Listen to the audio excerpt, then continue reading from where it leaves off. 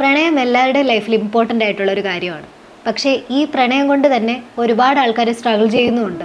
നമ്മൾ ഈ red flag green flag എന്നൊക്കെ പറയുന്ന പോലെ നമ്മളൊരു ഹെൽത്തി റിലേഷൻഷിപ്പിലാണെന്ന് പറയണമെങ്കിൽ നമുക്ക് മെയിൻലി ഉണ്ടാവേണ്ടത് ഇമോഷണൽ സേഫ്റ്റിയാണ്. നമുക്ക് നമ്മളുടെ പാർട്ട്ണറുമായിട്ട് നമ്മൾ എന്ത് കാര്യങ്ങൾ പറയുന്ന സമയത്ത് നമ്മൾ ആങ്ഷ്യസ് ആവുന്നില്ല, നമ്മൾ ഫ്രീ കംഫർട്ടബിൾ ആൻഡ് റിലാക്സ്ഡ് ആണെന്നുണ്ടെങ്കിൽ നമുക്ക് ആ റിലേഷൻഷിപ്പിൽ ഇമോഷണൽ സേഫ്റ്റി ഉണ്ടെന്നാണ് അർത്ഥം. നമ്മുടെ ഡെയിലി ലൈഫിലെ ഓരോ കാര്യങ്ങൾ ഷെയർ ചെയ്യുന്നതിലും നമ്മളുടെ പാർട്ട്ണർ അതിൽ ഇൻവോൾവ് ഓർ ഒപ്പീനിയൻ ഷെയർ ചെയ്യുന്നതിൽ നമുക്ക് സേഫ്റ്റി ഫീൽ ചെയ്യുന്നില്ല എന്നുണ്ടെങ്കിൽ അവിടെ ഇമോഷണൽ സേഫ്റ്റി ഇല്ല എന്നാണ്. അത് മിനിമം ഒരു റിലേഷൻഷിപ്പിൽ ഇല്ല എന്നുണ്ടെങ്കിൽ അവിടെ ട്രസ്റ്റ് ഉണ്ടാവത്തില്ല.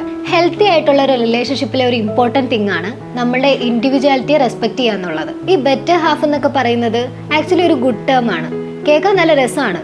പക്ഷേ ഒരു ലോങ് ടേം റിലേഷൻഷിപ്പിലേക്ക് വരുമ്പോൾ അത് ആക്ച്വലി അൺഹെൽത്തി ആണ്. ഒരു വ്യക്തിയുടെ ഫ്രണ്ട്ഷിപ്പ്, ഹോബീസ്, പാഷൻ ഇതൊക്കെ ഡിഫറെൻ്റ് ആണ്. അപ്പോൾ അങ്ങനെയുള്ള ഡിഫറൻസസിനെ അക്സെപ്റ്റ് ചെയ്യാൻ കഴിയേണ്ടത് ഒരു പാർട്ട്ണറുടെ ക്വാളിറ്റിയാണ്. ഒരു റിലേഷൻഷിപ്പിൽ അൺഹെൽത്തി പ്രാക്ടീസസ് ഉണ്ടാവാം, ലൈക്ക് പൊസസീവ്നെസ്, കൺട്രോളിങ്. ഇതൊക്കെ ഇതൊക്കെ ഇഷ്ടം കൊണ്ട് വരുന്നതാണെന്ന് ഇനിഷ്യൽ സ്റ്റേജിൽ കപ്പിൾസ് ഒക്കെ പറയാറുണ്ട്. ഇനിഷ്യലി ആ ഒരു എക്സൈറ്റ്മെന്റ് ഫേസിൽ നിൽക്കുമ്പോൾ പാർട്ണറുമായിട്ട് കോൺവെർസേഷൻസ് ബിൽഡ് ചെയ്യാനും അതെപ്പോഴും എൻഗേജിങ് ആയിട്ട് നിലനിർത്താനും വേണ്ടി ചെയ്യുന്ന ബിഹേവിയർ ആയിരിക്കും ഇത്. അത് ചിലപ്പോൾ പ്രോപ്പറായിട്ട് ഇവാലുവേറ്റ് ചെയ്തിട്ടില്ല എന്നുണ്ടെങ്കിൽ അത് ഒരാൾക്ക് ഫീൽ ചെയ്യാം ഇതൊക്കെ മസ്റ്റായിട്ട് ചെയ്യേണ്ട കാര്യങ്ങളാണെന്ന്.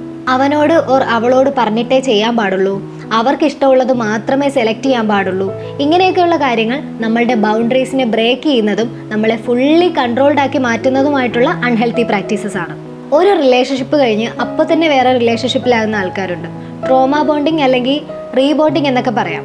നമുക്ക് ഒറ്റയ്ക്ക് സർവൈവ് ചെയ്യാൻ കഴിയില്ല, ആ ഒരു ഗ്യാപ്പ് ഫില്ല് ചെയ്യാൻ ആളെ വേണം. ഇങ്ങനത്തെ ഒരു സ്റ്റേജിൽ നിൽക്കുന്ന സമയത്ത് നമുക്ക് എവിടെന്നെങ്കിലും ഒരു മിനിമം അറ്റൻഷൻ കിട്ടുകയാണെങ്കിൽ നമ്മൾ അത് ട്രസ്റ്റ് ചെയ്യും. അയാൾ നമ്മളെ മനസ്സിലാക്കാൻ എഫേർട്ട് ഇടുന്നു, ലൈഫ് ലോങ് നമ്മളുടെ കൂടെ ഉണ്ടാവും എന്നൊക്കെ തോന്നും. പക്ഷെ നമ്മൾ ഇമോഷണലി സ്റ്റേബിൾ അല്ലാത്തൊരു സമയത്തായതുകൊണ്ട് നമുക്കിതെല്ലാം ഒബ്സർവ് ചെയ്ത് മനസ്സിലാക്കാൻ പറ്റണമെന്നില്ല. നമുക്ക് മിസ്റ്റേക്സ് പറ്റാം, പക്ഷേ അത് ആ ആളെ പാർട്ട്ണറായി സ്വീകരിച്ച് കുറേ നാൾ കഴിഞ്ഞതിന് ശേഷമായിരിക്കും മനസ്സിലാവുക. ഇത് റീബോണ്ടിങ് ആണെന്ന് ഒരുപാട് നാൾ കഴിഞ്ഞ് തിരിച്ചറിഞ്ഞതിന് ശേഷം കോംപ്ലിക്കേഷൻസിലേക്ക് പോകാൻ ചാൻസ് ഉണ്ട്. ഓരോ പ്രായത്തിലും നമ്മൾ റിലേഷൻഷിപ്പിലാവുമ്പോൾ നമുക്ക് ഓരോ പേഴ്സ്പെക്റ്റീവ്സ് ആവും റിലേഷൻഷിപ്പിനോട് ഉണ്ടാവുക. ഇനീഷ്യൽ സ്റ്റേജ് എന്ന് പറയുന്നത് എക്സൈറ്റ്മെന്റ് ഫേസ് ആണ്. ഇൻഫാക്ച്വേഷൻ തോന്നുക, പിന്നെ ഇയാളില്ലാതെ എനിക്ക് പറ്റില്ല എന്നൊക്കെ തോന്നുന്ന തരത്തിലുള്ള ഒരു പാഷനേറ്റ് ആയിട്ടുള്ള സ്റ്റേജാണ് എക്സൈറ്റ്മെന്റ് ഫേസ്. ആ ഒരു സമയത്ത് നമുക്ക് ചുറ്റുമുള്ള ഒന്നും കാണില്ല, നമ്മൾ അത്രയും അവരിൽ അട്രാക്റ്റഡ് ആയിരിക്കും. ഇത് കഴിഞ്ഞു വരുന്ന ഒരു സ്റ്റേജാണ് ഹണിമൂൺ ഫേസ്. അവരുടെ വാല്യൂസ് ഒക്കെ എക്സ്പ്ലോർ ചെയ്യുന്ന ഒരു സ്റ്റേജാണിത്. പക്ഷെ അത് കഴിഞ്ഞിട്ട് വരുന്ന കമ്മിറ്റ്മെന്റ് ഉള്ള സ്റ്റേജിലേക്ക് വരുമ്പോഴാണ് അവർ ആക്ച്വലി നമുക്ക് ഓക്കെ ആണോ അല്ലയോ എന്നൊക്കെ റിയലൈസ് ചെയ്യാൻ പറ്റുന്നത്. ഈ കമ്മിറ്റ്മെന്റ് ഫേസിൽ നിന്ന് ഒന്നുകിൽ ഒരുമിച്ച് ഗ്രോ ചെയ്ത് മുന്നോട്ട് പോവാം, അല്ലെങ്കിൽ ഡിക്ലൈനിങ് സ്റ്റേറ്റിലേക്കും പോകാം. നമ്മളുടെ ഐഡിയോളജീസ് പരസ്പരം മനസ്സിലാക്കാൻ സാധിച്ചിട്ടില്ല എന്നുണ്ടെങ്കിൽ, പ്രോപ്പർ ആയിട്ടുള്ള ഒരു മാനേജിങ് സിസ്റ്റം ബിൽഡ് ചെയ്തിട്ടില്ല എന്നുണ്ടെങ്കിൽ ആ ഒരു ബോണ്ട് പതിയെ ഫെയ്ഡായി പോകാം. പക്ഷേ ഇത് മനസ്സിലാക്കി ബെറ്റർ ആയിട്ട് കമ്മ്യൂണിക്കേറ്റ് ചെയ്യാണ്, കോൺഫ്ലിക്റ്റ് വരുമ്പോൾ ലിസൺ ചെയ്യാൻ റെഡിയാണ്, ഇങ്ങനെ ഒരു ഗ്രോത്ത് മൈൻഡ് സെറ്റിലാണ് പോകുന്നതെങ്കിൽ ആ റിലേഷൻഷിപ്പിലുള്ളവർക്ക് ഒരുമിച്ച് മുന്നോട്ട് ഗ്രോ ചെയ്യാം. നമ്മൾ ഒരാളെ റെസ്പെക്റ്റ് ചെയ്യുന്നുണ്ടെങ്കിൽ നമ്മൾ ഒരിക്കലും ഡോമിനേറ്റിംഗ് ആയിട്ട് അയാൾക്ക് ഫീൽ ചെയ്യത്തില്ല. നമ്മൾ ചിലപ്പോൾ ഡോമിനേറ്റ് ചെയ്യുന്നതിന് പകരം ആ സിറ്റുവേഷൻ്റെ കൺട്രോൾ ഏറ്റെടുക്കേണ്ടി വന്നേക്കാം. നമ്മളുടെ പാർട്ണർ ഇമോഷണലി ഓക്കെ അല്ല എന്നുണ്ടെങ്കിൽ ചിലപ്പോൾ നമ്മൾ അവിടെ ഓക്കെ ആയി ഡിസിഷൻ എടുക്കേണ്ടി വരാം. Financial crisis or family conflicts ഒക്കെ വരുമ്പോൾ ഒരാൾ ഒരു സ്റ്റാൻഡ് എടുത്ത് മറ്റൊരാളുടെ കൂടെ നിൽക്കേണ്ടി വരാം. ഇങ്ങനെയുള്ള സിറ്റുവേഷൻസിൽ ഡോമിനൻസ് ഒരു നെഗറ്റീവ് സെൻസിലല്ല, അത് ഹെൽത്തിയാണ്. പക്ഷേ ഞാൻ പറയുന്നത് മാത്രം നീ കേട്ടാൽ മതി, ഞാൻ പറയുന്നതിന് അപ്പുറത്തേക്ക് ഒന്നുമില്ല എന്ന് പറയുന്ന ടൈപ്പ് ഓഫ് ഡോമിനൻസ് ആണെങ്കിൽ അതൊരു ജയിൽ ജീവിതമാണ്.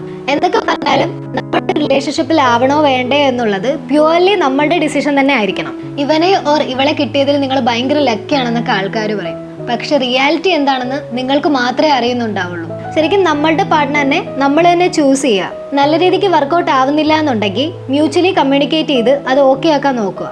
സ്റ്റിൽ വർക്കൗട്ട് ആവുന്നില്ല എന്നുണ്ടെങ്കിൽ അത് ബ്രേക്ക് ചെയ്ത് മുന്നോട്ട് പോവുക. നമുക്ക് നമ്മളുടെ പാർട്ട്ണറിനോടുള്ള അഡിക്ഷൻ കാരണം നമ്മൾ ആ ബന്ധം മുന്നോട്ട് കൊണ്ടുപോകാൻ നോക്കും. പക്ഷെ ഓക്കെ അല്ലെങ്കിൽ നമ്മൾ ആ തീരുമാനം എടുത്തേ മതിയാവും.